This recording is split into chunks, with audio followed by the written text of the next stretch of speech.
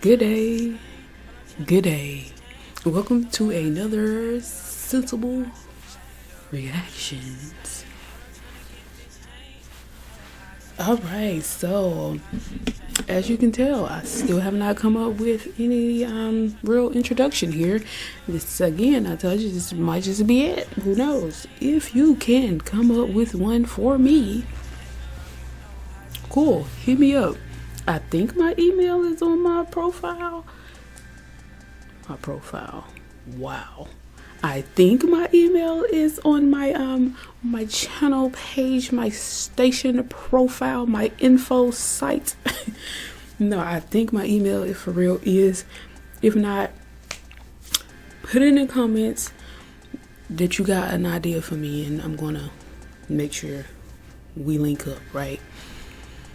Now, if you have not watched episode 10, I need you to go back, okay? Because first is the 6 steps to setting up your living trust and will. And now we're going to talk about how you put in your assets to fund your living will, okay?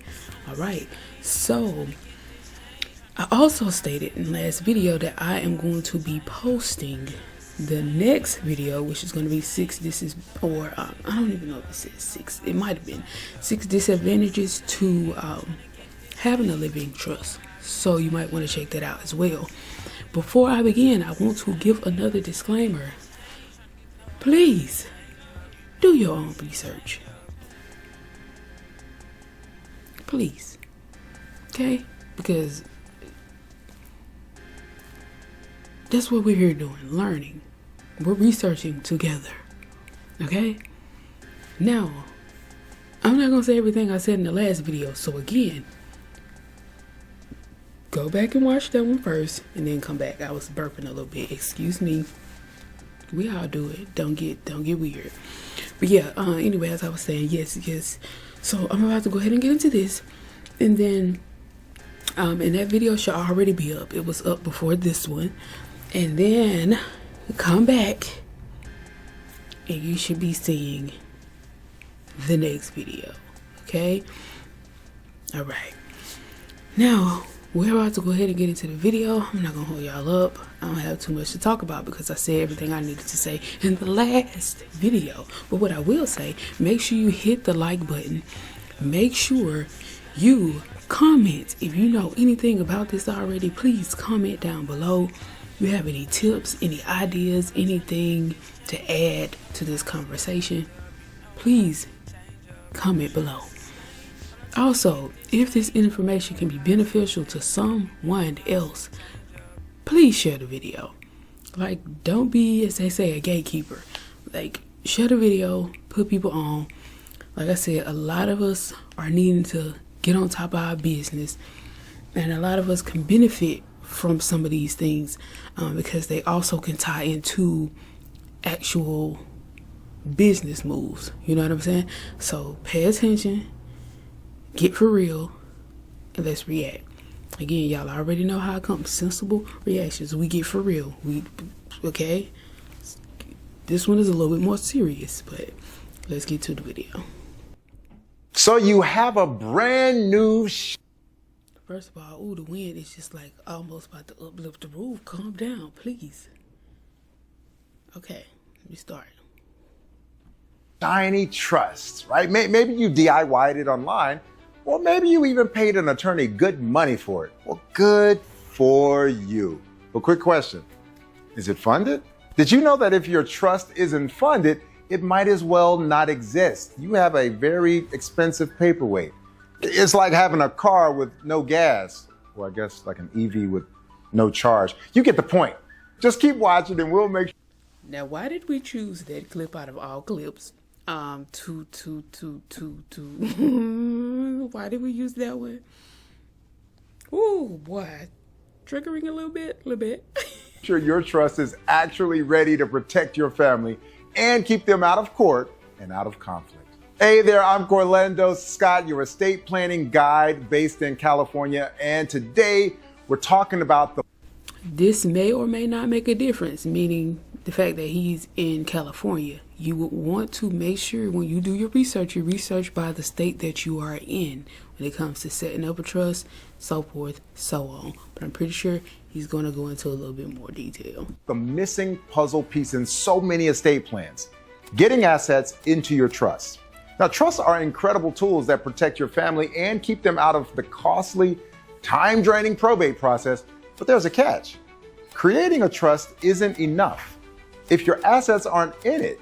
I'll walk you through each step of the trust funding process today. Think of this as Trust Funding 101. Now, if you've ever asked, how do I put my assets in a trust? Or what's all the fuss about trust funding? Well, stick around. By the end of this video, you'll know how to make sure your trust is ready to protect your loved ones from unnecessary court battles, fees, and delays. Let's dive in. All right, so first thing. Because the people that you might owe money to gonna want this, okay? And that's what will probably hold your family up if you just only have a will. You gotta go to court. You gotta do this, you gotta do that. Yeah. Or whatever. I don't know, we gotta go to court, or... But, meh. Things first, why does funding your trust matter so much? Well, picture your trust as like a vault. You can put valuable items like your house, your bank accounts, other assets inside of the vault. The whole point of this vault is to protect these assets, allowing them to be managed and distributed smoothly without probate. But here's the kicker. An empty trust is just like a vault with no valuables inside. Without funding your trust, you can't protect what it's supposed to protect, which means your family could still face the probate court process, a time-consuming, public, and often very costly process. Now, to avoid this, funding means transferring ownership of your assets into your trust. And this step is crucial, and I can't emphasize this enough. An unfunded trust is like a safe that's locked, but with nothing inside to protect. So let's make sure that your trust is filled with the assets that matter most. All right, now that you know why trust funding matters, let's get into the how for different types of assets. Now, not all assets are transferred in the same way, so I'll break it down by category: real estate, financial accounts, vehicles, personal property, and those assets that may need a special approach.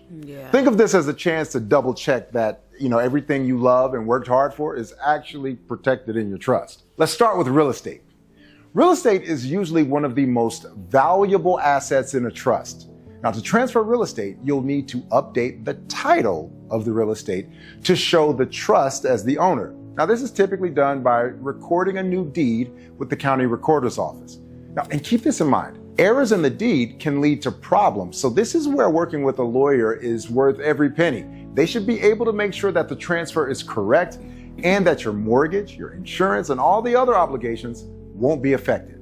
Peace of mind for your family's future, that's priceless. All right, let's talk bank accounts and investments. Now, for your bank and investment accounts, I was about to say something, but I'm gonna let that be, because, girl, everything costs a ching-ching. typically retitle each account to show it's now owned by the trust. So this means updating account titles and possibly signing new signature cards at your bank or your brokerage. And they may also need to see your certification of trust, which is a document that lets them know that your trust exists without revealing all the details of the trusts. Now, watch out for potential fees on accounts like CDs. Always check if changing ownership could trigger penalties. Now, I know this might feel like a hassle, but trust us, having these accounts in your trust can be a game changer for your family. Let's talk vehicles. Vehicles are a bit unique. Retitling a car, truck, or a boat in the name of your trust may require a trip to the DMV and in some cases could affect insurance. Now, you don't want your family having to sort out DMV details when they're already dealing with the loss, but make sure you discuss this with your insurance agent to avoid surprises. Now, oh, child, having to talk to the insurance company is a whole nother situation. Transferring vehicles might not be right for everyone. Your lawyer can guide you on what's best based on your family's specific needs. So keep that in mind. Now let's talk personal property.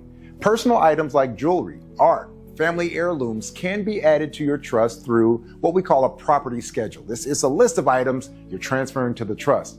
Now, this schedule doesn't create a title for these items, but it does clarify your intentions, making it easier for loved ones down the line. Now let's talk about assets not suitable for trusts. Hey, certain items like retirement accounts may not be ideal to place directly in a trust due to certain tax consequences. Instead, you can name your trust as a beneficiary to these types of accounts. Now, this ensures your family can benefit from the trust's terms without losing any tax advantages. Life insurance, that's another one to consider very carefully.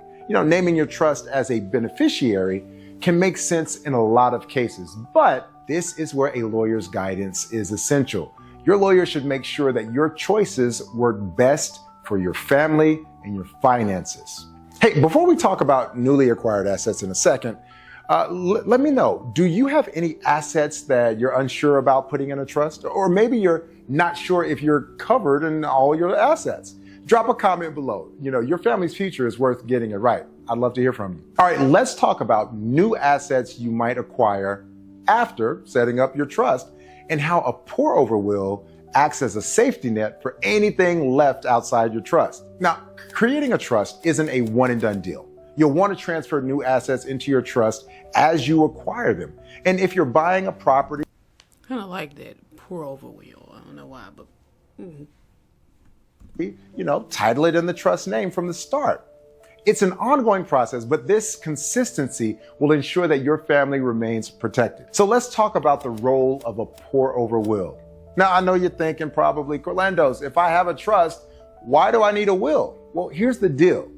A pour-over will catches assets you forgot to put in your trust and moves them into the trust after your death. It's a helpful backup, if you will. But remember, any assets caught by... Now, if you watched the first video, he talked about, God dog it, what is it? I'm going to say irrevocable. I think that's it. Maybe. Okay. After you pass. So now I'm just listening to him. That's interesting. He said that you still have a lot of protection in place, but you can't really change the actual trust itself